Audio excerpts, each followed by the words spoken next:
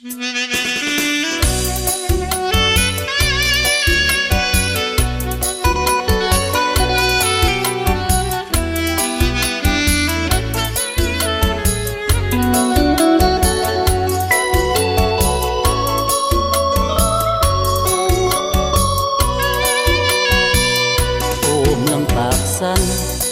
นสวรรค์คนเขาลือสาจิตใจยามเมื่อได้มาท่องเที่ยวแข่งบ่ลีคำใสหอมกลิ่นบูพาเป็นตาแพงทุ่งนาแสงกวงไกลสาวเมยปากหวานจับใจถิ่นอยู่อาศัยของตัวสาวลาโอ้สาวปากสัน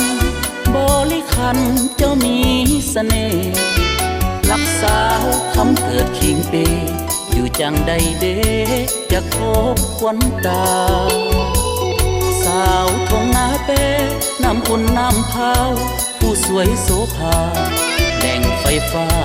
น้ำเทินคนสางามเทนาสาวบ้านพามบริคำใสหัวใจ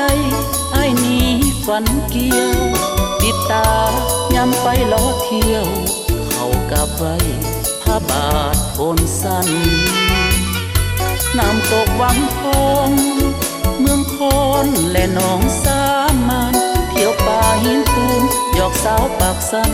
เมื่อยามค่อยคำอาบน้ำสองสีโอ้เมืองปากสั้นแดนวิมานฝังใจข้าอยู่ไกลกายใจคิดหอดสู้อยากมาอยู่ห่วมเฮียงคนดีสาวเมืองเวียงทองท่าผ้าบาและปากกระดิ่งอายหักเจ้าหักแค่จริงๆหวังเพิ่งพักพิงผู้สาวปากสัน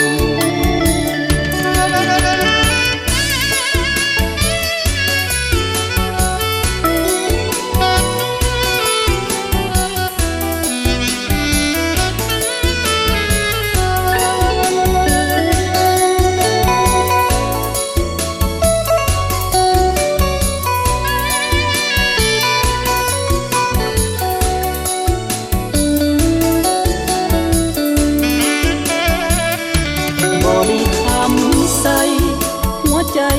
ไอ้นี้ฝันเกี่ยวติดตายามไปล้อเที่ยวเข้ากับไว้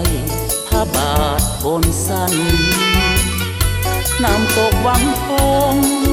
เมืองคอนและหนองสามานเที่ยวป่าหินปูนหยอกสาวปากสั้น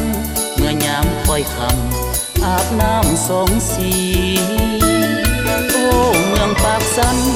แดนวิมานฝังใจข้าอยู่ไกลกายใจคิดหอดสู้